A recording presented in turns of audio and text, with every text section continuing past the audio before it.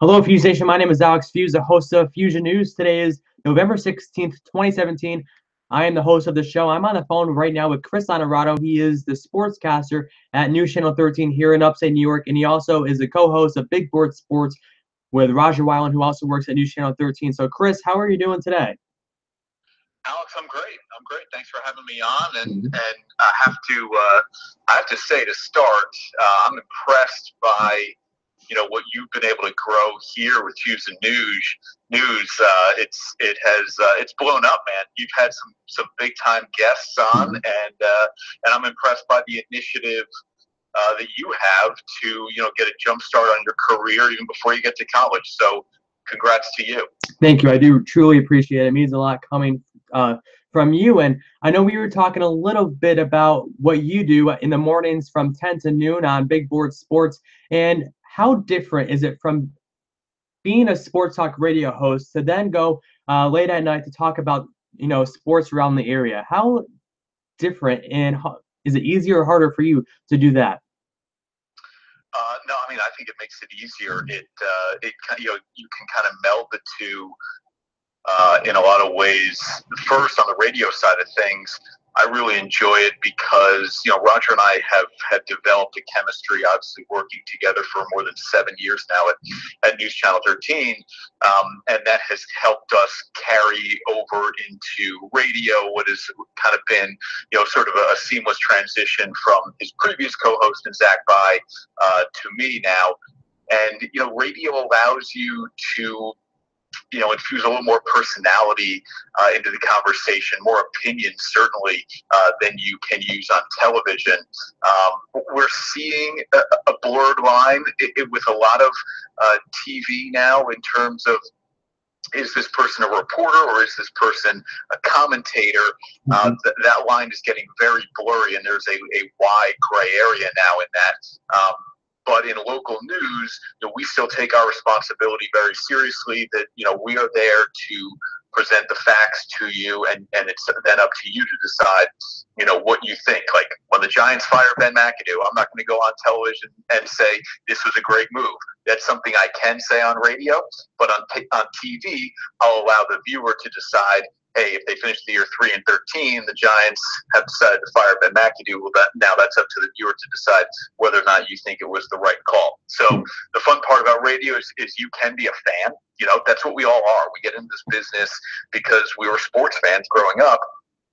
And I knew very early on, one, a scholarship was not going to come my way, and there would be no professional contract. So in order to kind of hang around sports as much as possible, television and radio were two ways I was going to do it. Chris, when you wanted to get into this career of sports broadcasting, what did you want to do when you first got into this career? Be a commentator or be a reporter?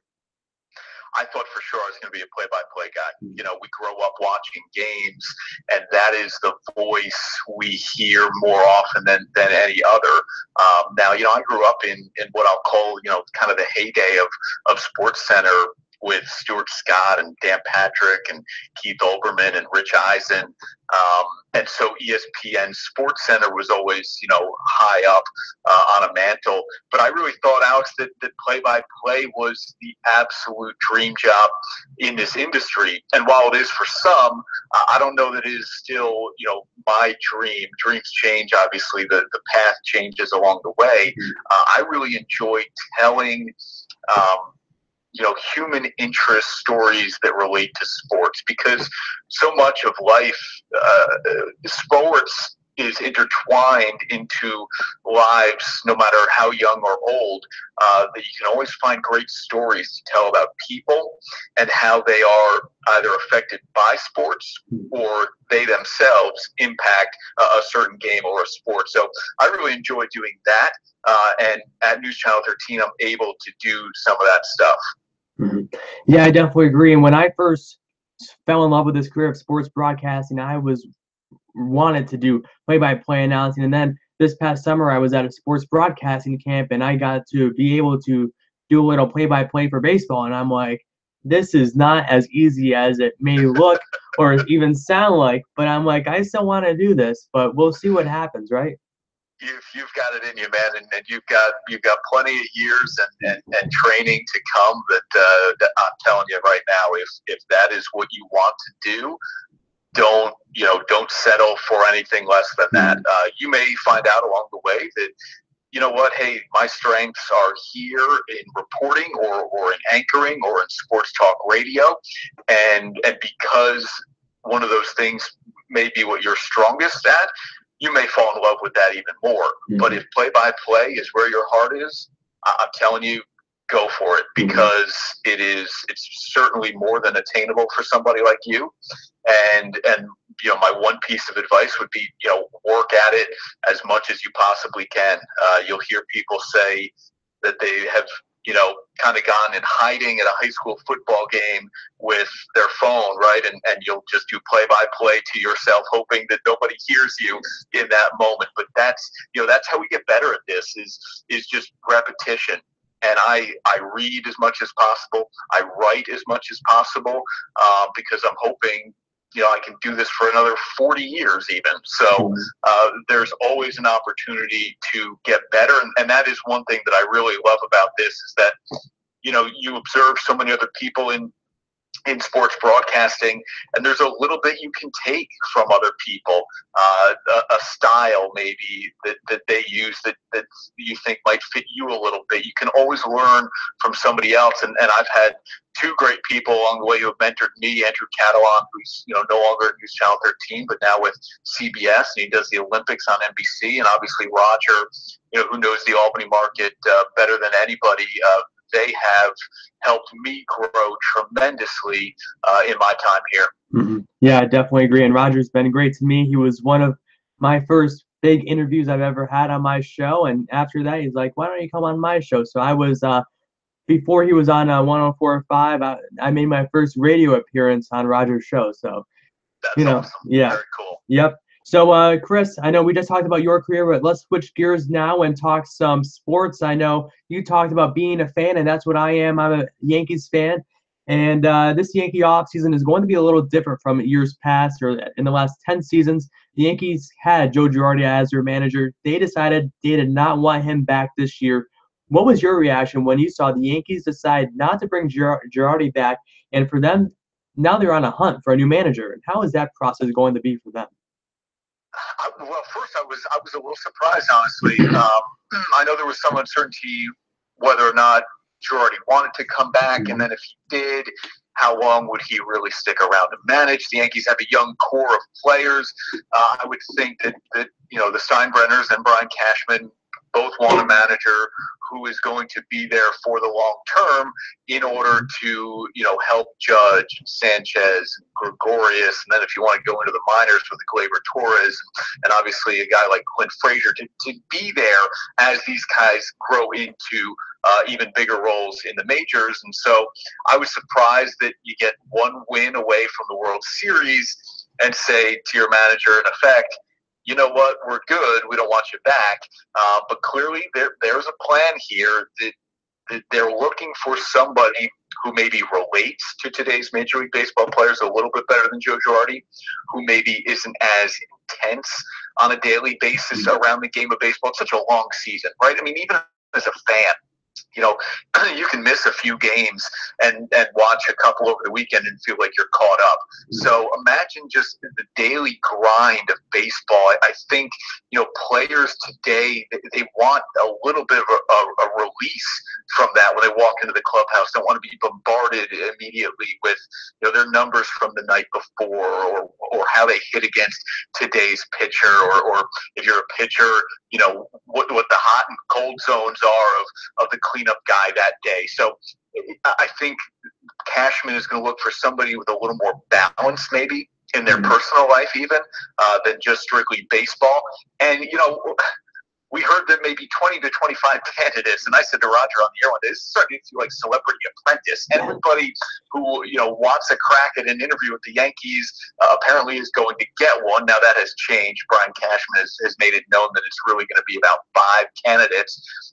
But Aaron Boone is a guy who is going to be considered and would come straight out of the broadcast booth into the dugout. We've seen it in other sports, Alex, right? I mean, John Lynch leaves the broadcast booth for Fox in the NFL.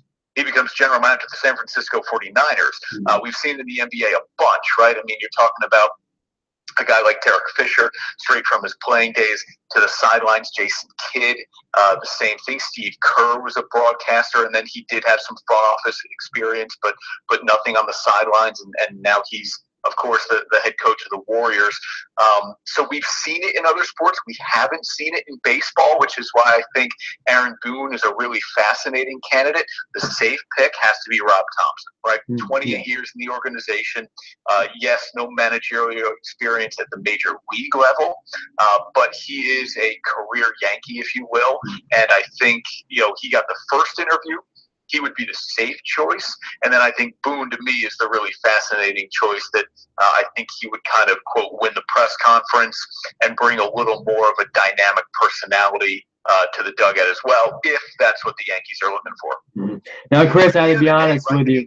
So, Alex, you tell me, as a fan, the expectations for this next Yankees manager, I mean, think about the pressure on whoever this guy is coming in, because, again, you get to the ALCS, Game 7, in a season where nobody really was picking the Yankees to make the playoffs. Yes, third, maybe in the AL East, maybe contend for a wild card in the American League, but not have the type of success they had. And so if you're going to bring in somebody different, you would have to imagine, okay, well, where did we get in 2017? Oh, Game 7 of the ALCS. Okay, well, we have to do a little bit better, don't we? If we're young and we're talented, we're going to progress.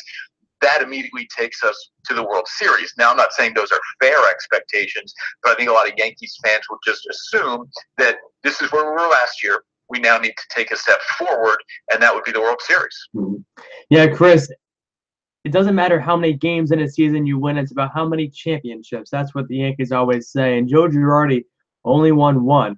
But I have to be honest with you, Chris. You said that in the beginning, Brian Cashman said anyone, and I'm still waiting for my call.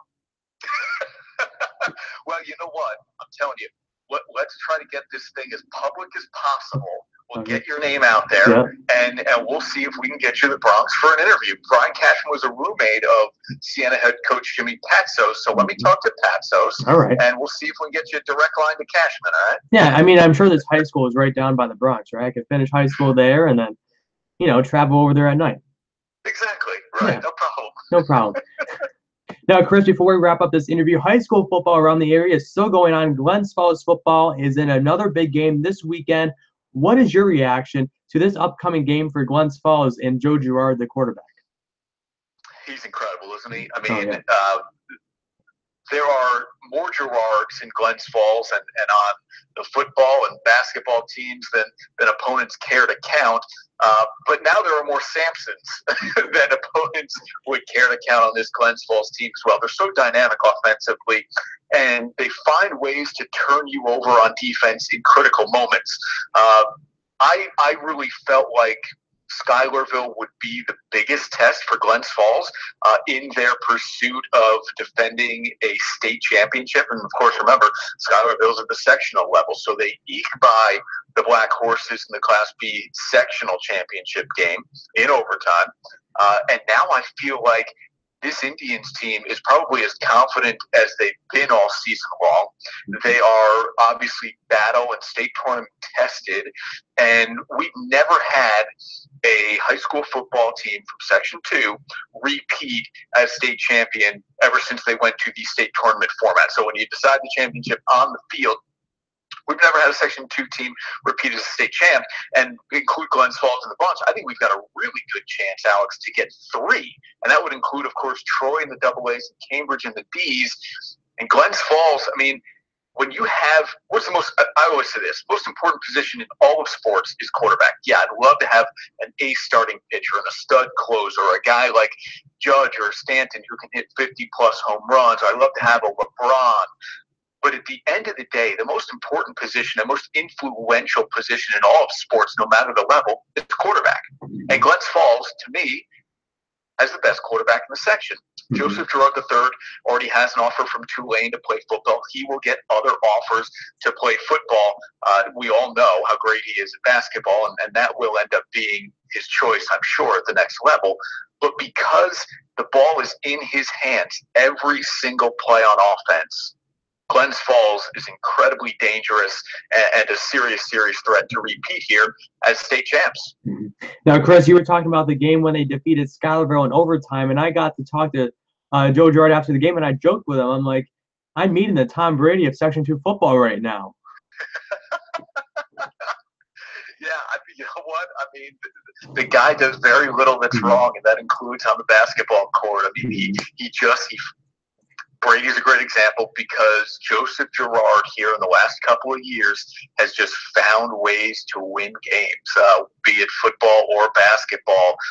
He is able to will his team to victory. He's able to put his team on his back to go win a game. Hoops or football.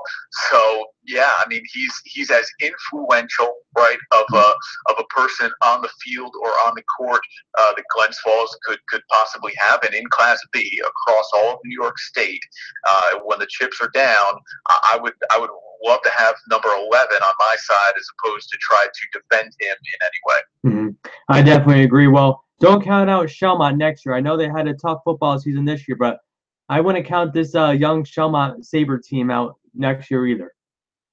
Coach Whipple's my guy. We love Joe Whipple, man. He's a great guy.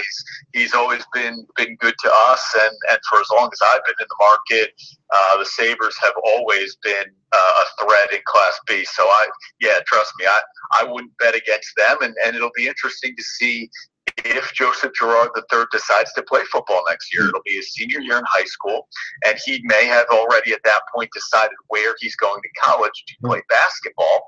And so if you're a back-to-back state champ, do you just say, you know what, I'll leave the sport at the highest level here as a state champ and focus solely on basketball? That would certainly pave the way for the other teams in Class B to try to win the section. And yeah, Coach Whipple, he's always got Shelmont in the picture. There's no doubt about that. Mm-hmm. Well, Chris, before we wrap up this interview on Fusion News, I just want to have you give a shout out to your radio show along with Roger Weiland. And where can the fans follow you on social media? Yeah, check us out. So we're on weekdays, Monday through Friday, 10 until noon on 104.5 The Team, ESPN Radio. Some exciting news around the radio station today that we just launched an app for the team.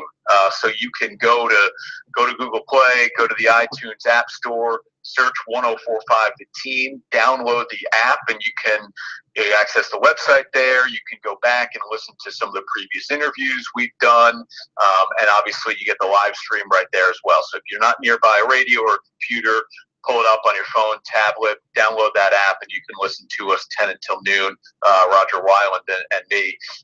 And then TV side on News Channel 13, weekends, the anchor there, and I'll fill in for Roger during the week as well. And on Twitter, simple, at Chris Onorato, Onorato. And Alex, you nailed the pronunciation, man, so props to you. It's not an easy one. Thank you. I do appreciate it, Chris, and you are welcome on my show anytime you want. Would love to be back, man. Thank you very much. Do it. Thank you. Yep, have a great night. You too. All right, Fuse Nation, you just heard it from Chris Onorato. We talked all about his career, what he likes to do. We talked about Yankees baseball, and I'm still waiting for my call, Brian Cashman. I'm here. I got my phone right here. You can call me anytime. And, of course, we talked about high school football. Glens Falls is another big game this weekend. Maybe, just maybe, back-to-back, first time ever Section 2 champions in the football level. And, of course, follow Chris Onorato all over social media. He's one of the best guys I've ever met and one of the greatest up-and-coming sports broadcasters in the area. Well, Fuse Nation, I want to say thank you for watching my show today. I greatly do appreciate it. And, of course, always like the video, hit the subscribe button, hit the share button, and hit the follow button on Twitter as well for me, at Alex Fuse. Fuse Nation, thank you very much. Be kind to one another, and I will be seeing you very soon with more shows. Great shows ahead. Thanks for watching.